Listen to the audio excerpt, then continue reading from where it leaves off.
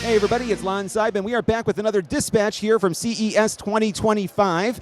I am at the Bellagio this evening for another one of these media events. This one is called Showstoppers, and there's a good number of companies here. Some we've seen already at some of the other places that we've been to, so we're going to look around and see if we can find something interesting at this show. But don't worry, I've got other stuff for you to look at, which we'll get to in a second. But I do want to thank everyone who's been supporting the channel on this trip. It means a lot. Viewership has been great on these dispatches, so thank you all for tuning in. And if you have contributed to the channel, either through my donor box page or some of the other ways you can support us, I greatly appreciate it because every bit's going to help this year. No sponsor for this trip. I did try to get a few, but it didn't work out, so we're here on your support. So thank you all very much. And why don't we first go over to some stuff I shot at Lenovo the other day. They've got some really cool stuff, including a rollable display. Let's have a look at that. So we're going to start off here with two mini PCs. This first one is a consumer version, and this is the Idea Center Mini 1L. And it looks like your run-of-the-mill mini PC, but it's powered by Snapdragon. This will start at $659 when it comes out this spring.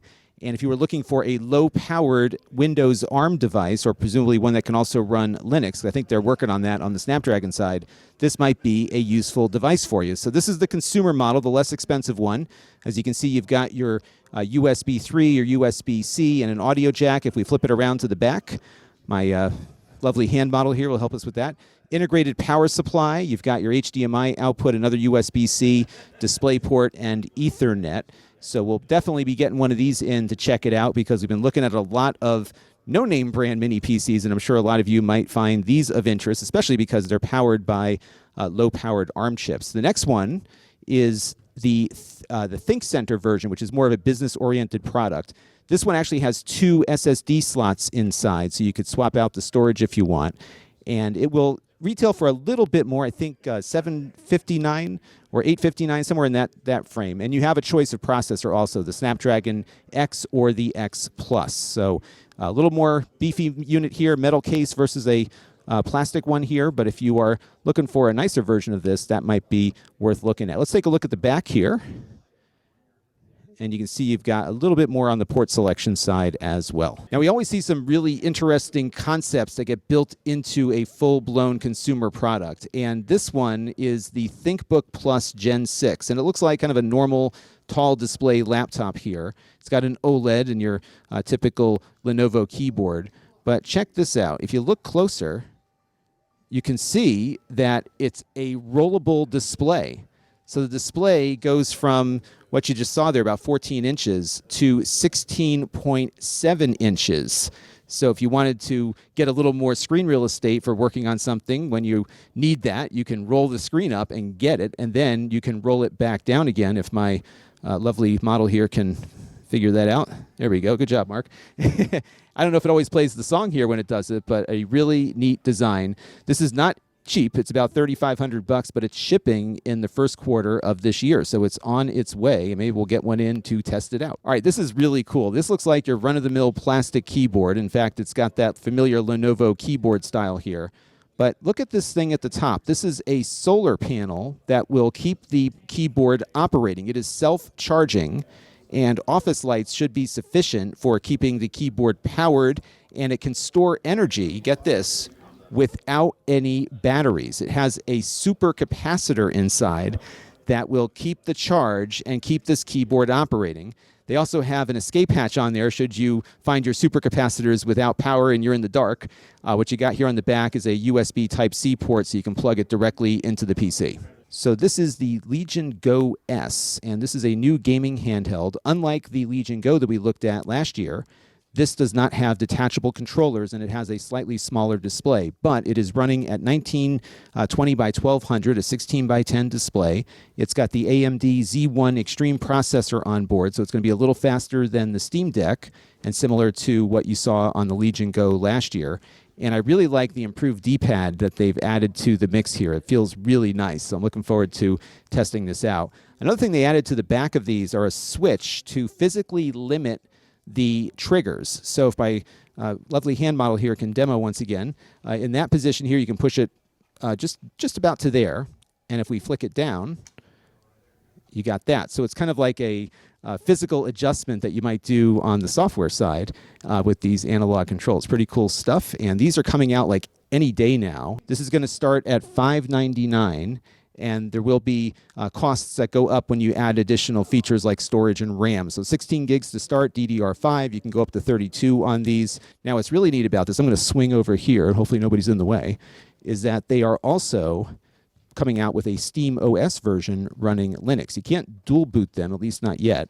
I'm sure you could figure out a way to do that. This is the same machine, different color, but it's the first product to get Steam OS licensed, at least on a handheld, since this new iteration of Valve's operating system has come out. So cool stuff here from Lenovo for handheld gaming. And they also have a nice little dock here to accompany your Legion Go S, and it will also work with just about any USB-C device.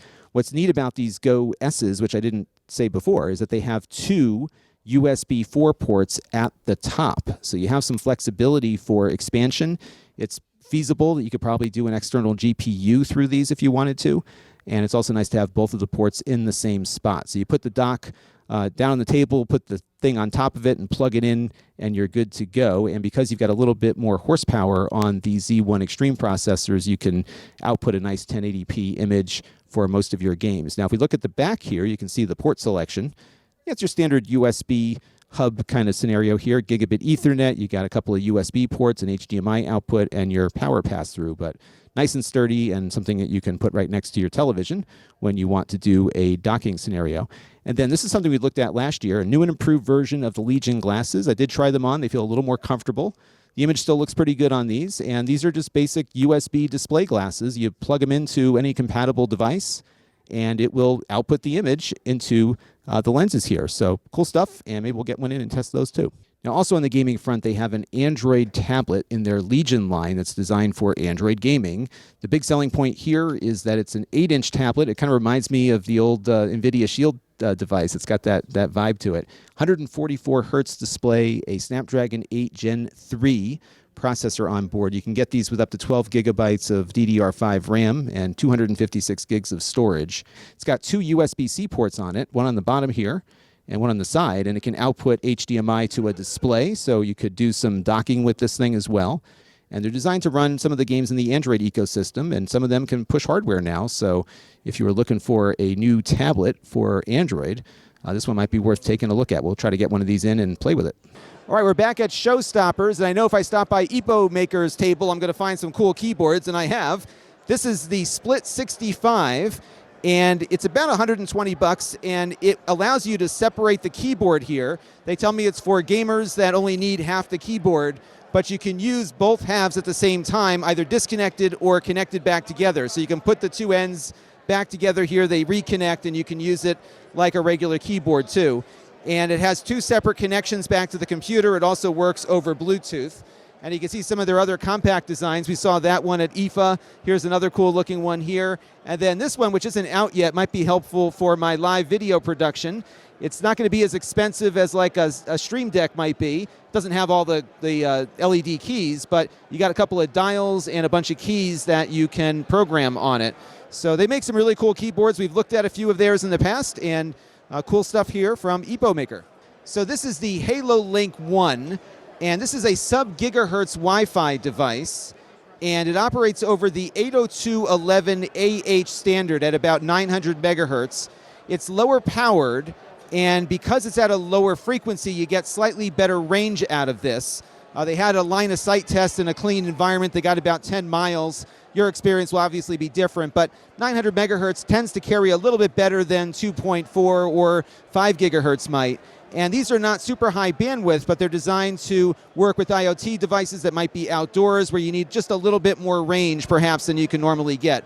There's no price point on this, but what's neat about this device that they're going to be marketing soon called the Halolink 1 is that it works over traditional Wi-Fi at 2.4, but also this sub-gigahertz Wi-Fi, and this can act as a bridge. So you can set one up on two ends and bridge over the sub-gigahertz and then connect to it normally with your 2.4 gigahertz device. So pretty cool stuff here from a company called Halolink. Again, no price yet, but it will be available soon, and I can see there being some use cases for this. So a couple of years ago, I reviewed a product from Airthings that detects radon in your home. We call it the silent killer because it can cause lung cancer.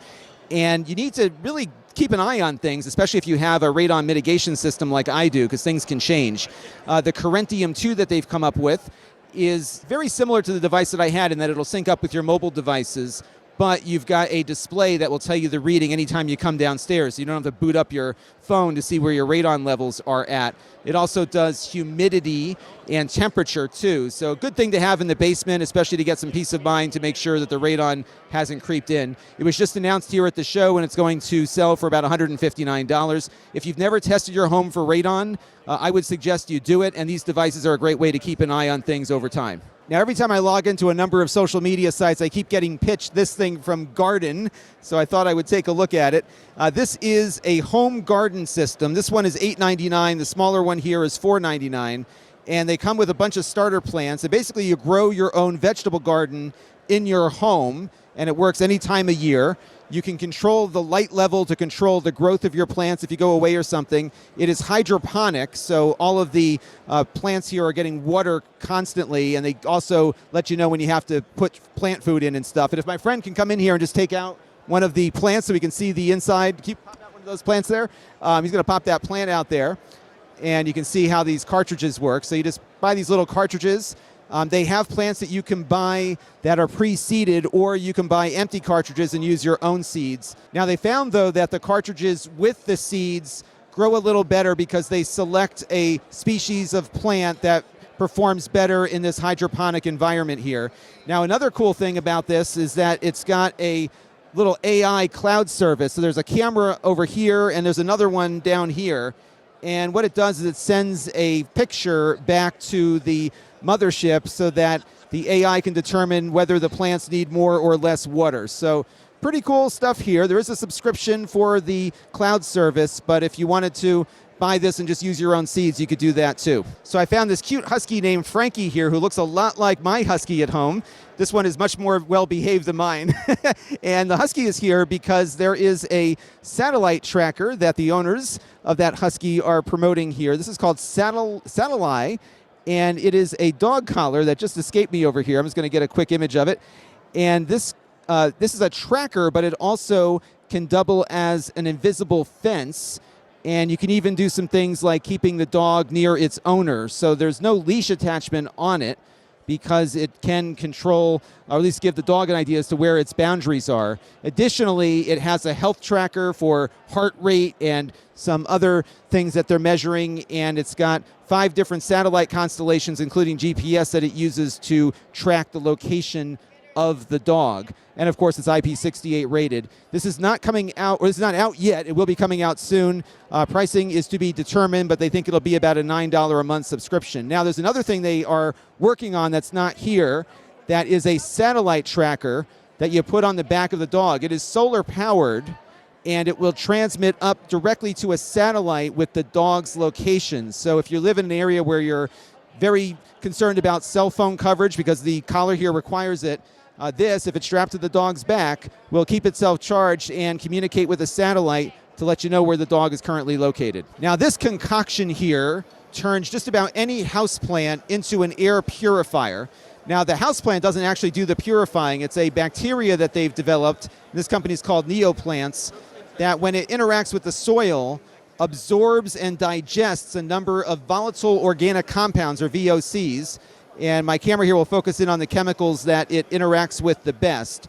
And in a small space, they found that it will reduce the VOCs by about 30%. And if you have a house full of plants, little house plants all over, you just put this stuff in the soil once a month, and you can keep your air pure without having to use an energy-sucking air filtration system. Kind of a neat concept here.